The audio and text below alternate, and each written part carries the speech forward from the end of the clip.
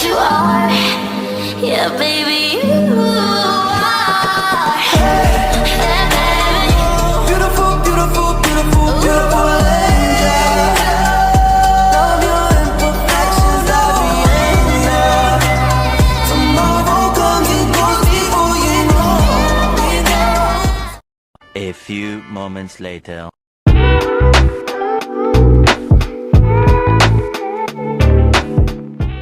Halo, selamat sore Kak. Kami mahasiswa dari Universitas Pelita Bangsa. Saya Laila Mutiara Burhan. Ini teman saya Silvi dan teman saya Santi. Kami di sini akan mewawancarai seputar UMKM di Cikarang dan kami tertarik dengan usaha Kakak. Dan apakah Kakak berkenan untuk mau kami wawancarai? Boleh, dengan senang hati. Apakah Kakak bisa memperkenalkan diri agar kami bisa mengenal? Oke. Saya Teddy.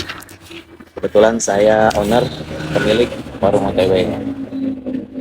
Terus apa lagi?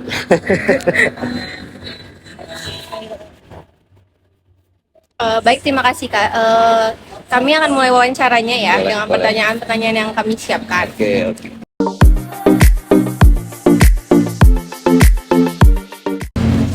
Yang Jadi, pertama, kapan bisnis ini didirikan?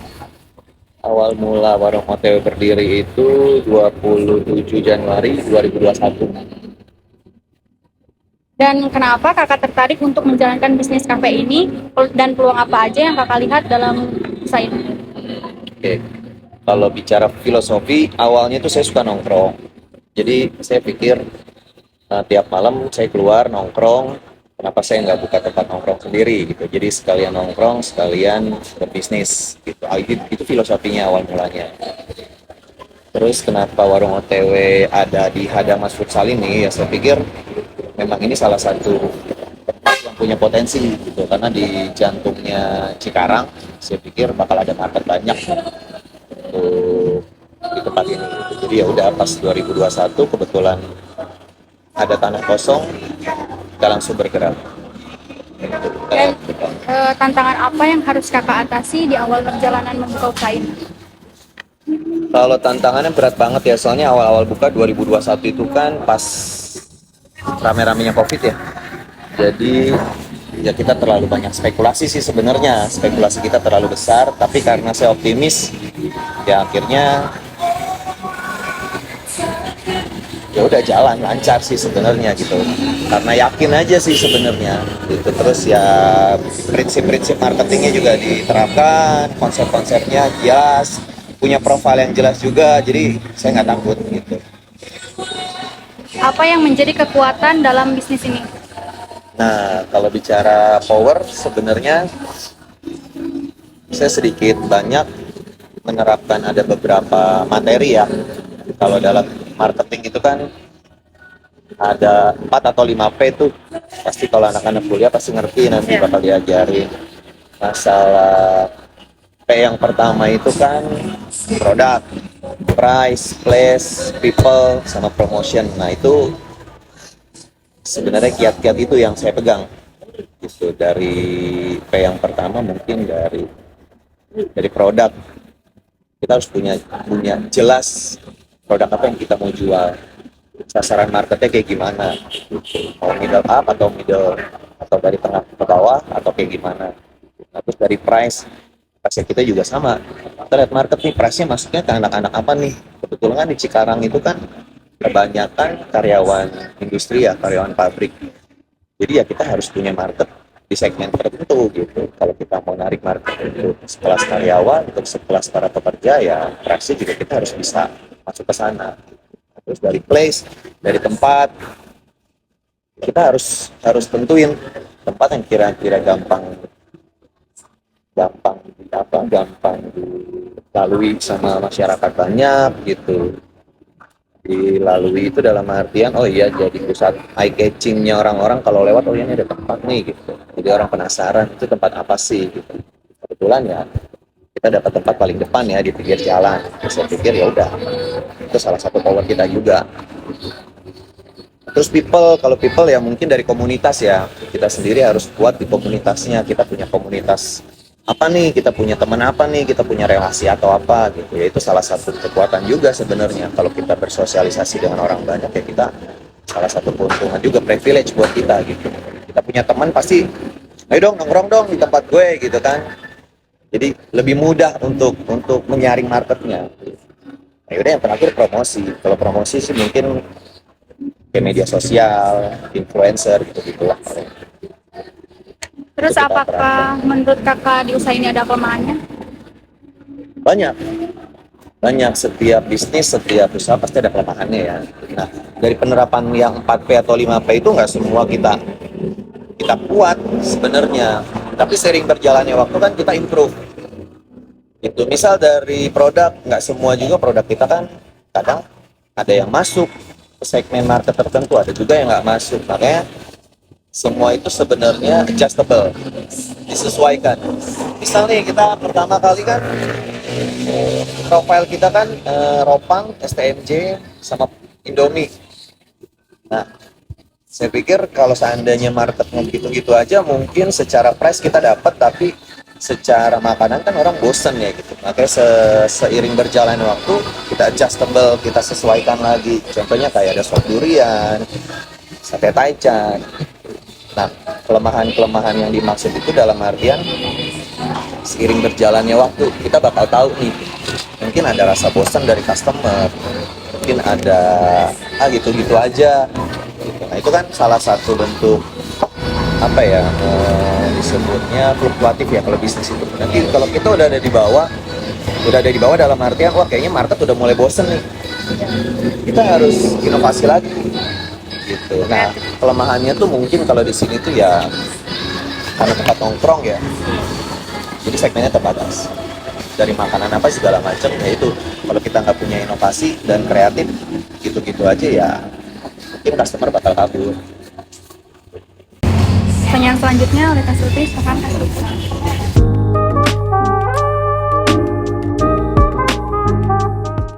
Apa aja sih jenis menu yang ditawarkan dan harganya tuh start dari berapa Kak kalau di kafe Nah, ini? untuk saat ini yang jadi best seller dan favorit kita punya sop durian sama sate taichan kulit. Itu yang paling banyak orang minati di sini. Jadi kalau orang kesini punya alasan, aku mau makan sate taichan nih, aku mau makan sop duriannya.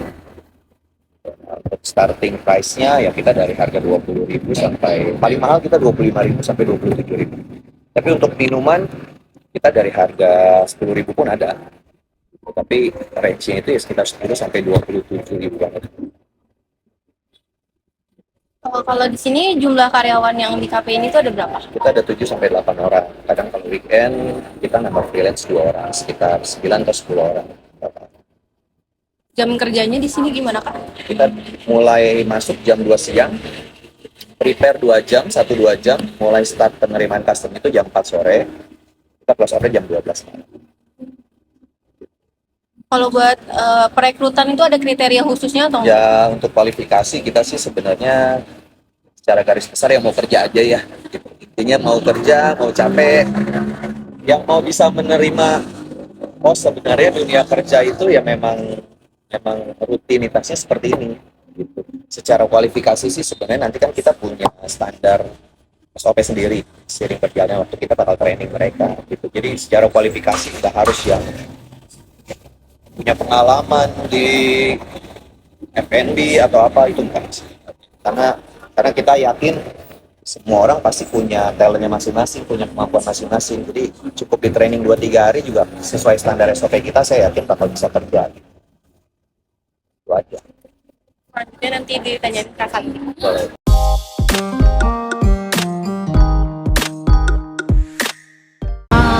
Berapa lama perkiraan waktu yang diperlukan hingga modal usaha dapat kembali? Break-even point ya? Iya. Kalau secara financial report, laporan laba rugi itu 1,5 tahun kita udah break-even point. Kita udah tarik modal lah. Cuma seiring berjalannya waktu kan kita kan bisnis itu berkembang. Dari yang cuma areanya sempit dulu tuh OTW cuma sebagian aja. Nah, tapi tahun pertama kita bisa bangun, kita ambil tempat yang seberangnya. Gitu. Tahun kedua kita mau ada renovasi apa lagi. Ya itu paling BEP-nya 1 tahun, 1,5 tahun udah BEP. Bagaimana kakak mengumpulkan dana dan memperoleh finansial untuk bisnis, bukan bisnis? Nanti modal. Ya, modal yang tadi. Modal ya dari tabungan. Awalnya kan saya juga bekerja. Saya tuh dulu auditor di salah satu kantor akuntan publik. Nah, setelah itu saya tapi 2013 saya berhenti nerusin usaha orang tua di kebetulan di bidang pengelolaan limbah. Ada sedikit tabungan. Ya udah saya punya peluang buat buka tempat nongkrong. Ya udah saya buka aja daripada saya nongkrong di tempat orang gitu. Untuk modal sih dari tabungan sendiri. Bagaimana kondisi keuangan setelah pandemi dan pasca pandemi, dan bagaimana kondisi bisnis kakak selama pandemi ini? Kemarin kan kita pernah pandemi kan. Nah, ya gimana? Keuangannya berarti keuangan kedai ya? Iya, kafe ini. Kalau keuangan kedai justru kalau kita mau ngomong secara objektifnya nih, secara kenyataannya, sebenarnya itu salah satu keuntungan buat warung OTW tersendiri. Kenapa? Karena sebenarnya saya bukannya takut di saat saya buka usaha pada saat pandemi. Saya mikir gini, di saat semua orang nggak punya tempat nongkrong, bingung mau keluar, di situ momentum besar saya buat gue buka deh nih. Tapi memang kekurangannya kan yaitu sering banyaknya sweeping atau apa. Nah, justru pas pandemi itu kita rame banget. Awal mulanya OTW terkenal itu kita kayak dibilang lu nggak takut ya atau lu gila ya orang-orang pandemi tutup lu buka tempat usaha gitu. Justru saya ngeliatnya dari perspektif yang berbeda gitu. Saya pikir ini peluang besar gue gitu, di saat semua orang tidur ya gue bangun sendiri. Bener nggak? Tapi ya bukan kebetulan sih, memang itu secara apa ya, secara strategik berjalan gitu. Jadi pas awal mula pandemi justru kalau secara finansial ya buktinya 1,5 tahun udah break even point, kita baik-baik aja sih, aman-aman aja. Keuntungan terbesar kakak di bulan apa biasanya? Untuk di bulan apa itu biasanya kita ya menjelang Lebaran, pas bulan puasa, karena kita kan punya ada menu buka bersama Ramadan kan, jadi kita mungkin itu bisa dari jam 2, pas buka puasa itu kita bisa 3 atau 4 kali pergantian customer. Jadi pas menjelang buka full satu customer, nanti setelah buka ada yang nongkrong lagi ya, nanti pas malemin lagi menjelang jam 12 fullin lagi. Itu menjelang pas Ramadan sih, itu yang memang benar-benar puncaknya. Bagaimana cara kakak menanggapi pesaing bisnis pada saat ini? Nah, itu salah satu challenge sih sebenarnya buat saya.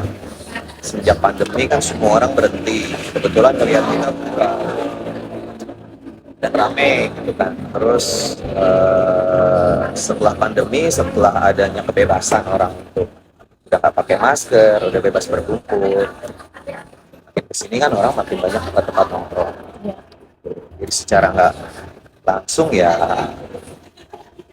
kita banyak pesaing kan, dengan konsep bisnis yang sama, dengan konsep tempat yang sama, bahkan hampir copy paste lah, bisa dibilang hampir sama nih. Gua mau bentuknya juga sama, mangsa pasarnya sama gitu. Cara mensiasatinya satu, kreatif aja. Kita jangan statis, jangan diam. Tapi kita ikutin kemauan customer. Misal kakak-kakaknya ini biasa nongkrong di sini, tiap hari makan sate Taichan mulu ya bosan.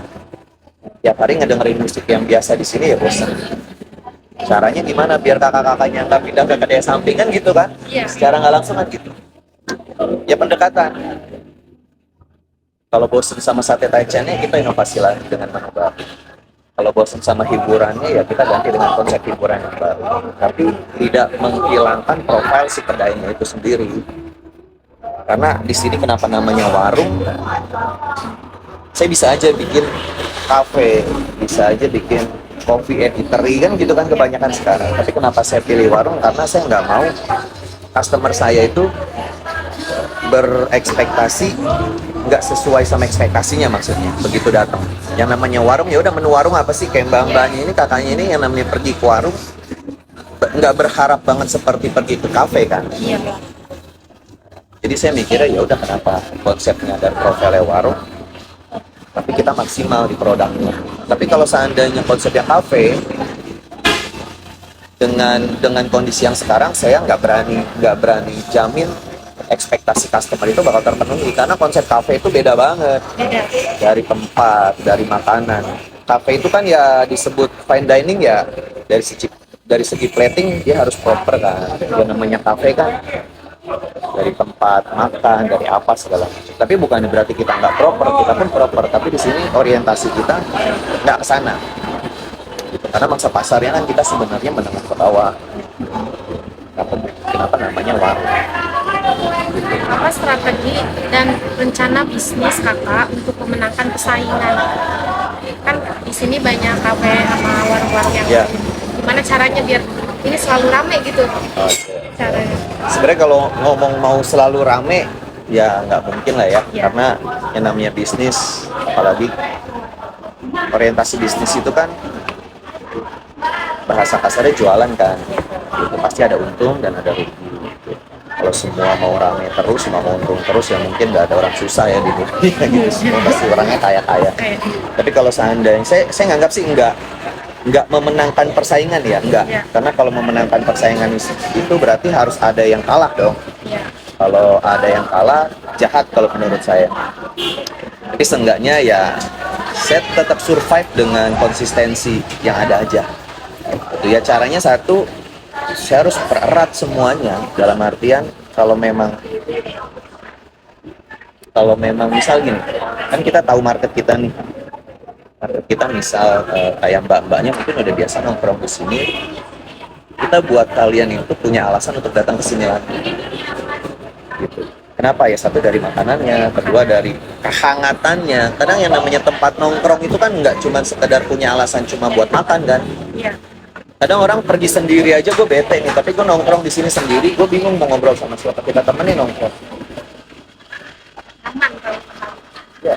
Jadi orang nggak punya alasan buat, meskipun ada makanan yang lebih enak, ada makanan yang lebih murah, ada tempat yang lebih bagus. Tapi kalau alasan kalian buat datang ke sini, kenapa harus tempat yang lain? Jadi kita tarik hati para peminat dulu, hati para customer kalau menurut saya. Ya meskipun nggak semuanya orang berhasil lah dengan cara seperti itu, tapi kan seenggaknya kalian punya alasan buat datang ke sini itu nggak cuma sekedar aku cuma pengen makan doang kan. Tapi seenggaknya kalau seandainya gue udah nyaman di sini, kok gimana? Gue kayaknya udah nggak bisa kemana-mana deh. Paling kalau bisa ke tempat orang sesekali, mungkin begitu. Saya pilih caranya seperti itu. Apakah kakak punya cabang atau berencana untuk membuka cabang? Kalau cabang mungkin ya untuk saat ini belum, untuk waktu dekat, karena saya pikir kita butuh autentikasi dulu nih. Kita harus benar-benar punya otentik. Sementara sekarang kita lagi improve terus. Sebelum semuanya benar-benar settle, dalam artian settle itu dari berbagai indikasi kita udah settle gitu, udah dari profile, dari menu, dari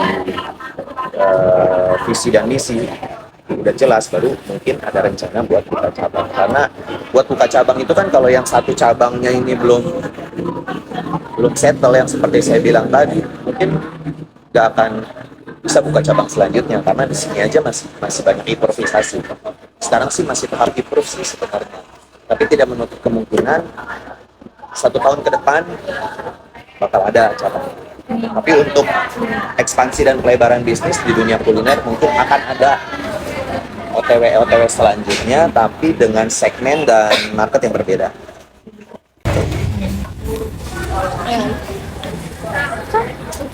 Udah selesai pertanyaan. Apalagi yang perlu ditanya? Pertanyaan kan udah selesai ya kak. Ada pesan nggak buat yang mau mulai bisnis gitu? Buat orang-orang yang mau mulai bisnis karena ragu atau takut? Oke. Kalau bisnis itu kan sebenarnya yang perlu disadarin orang bisnis itu kan berspekulasi. Berspekulasi itu dalam artian apa yang kita punya, apa yang kita manfaatkan. Tapi dengan harapan sadari kalau bisnis itu nggak selalu untung gitu. Sadari nggak, oh iya nih bakal rame, oh iya nih nanti bakal profitable terus. Nah, prinsip itu yang salah. Kalau orang mau memulai bisnis itu sebenarnya, saya juga kemakan sama omongannya Bob Sadino ya sebenarnya. Kalau bisnis nggak dimulai ya nggak akan tahu nanti jadinya apa. Kalau mau mulai bisnis, mulai aja dulu. Jadi nanti seiring berjalannya waktu, kekurangannya apa, kelemahannya apa, kita bakal tahu. Kalau kita nggak jalan dan nggak mulai, jadi kita nggak tahu. Nah, dari situ kita belajar nanti. 1 bulan, kok gue sepi ya? Kok ini sepi ya? Nah, nanti kita di situ belajar di mana kelemahannya, di mana kekurangannya. Jadi kalau seandainya mau bisnis ya udah, cukup modal, cukup keyakinannya ada, dan terutama kita harus mau terjun langsung sih kalau di bisnis. Kita boleh ngandelin orang, kita boleh punya orang kepercayaan, tapi secara garis besar kita harus menguasai bisnis apa yang kita mau mulai gitu. Tapi kayak saya, mungkin saya nggak bisa masak, tapi saya tahu mana makanan enak, tapi saya tahu mana rasa nyaman di tempat nongkrong, saya tahu.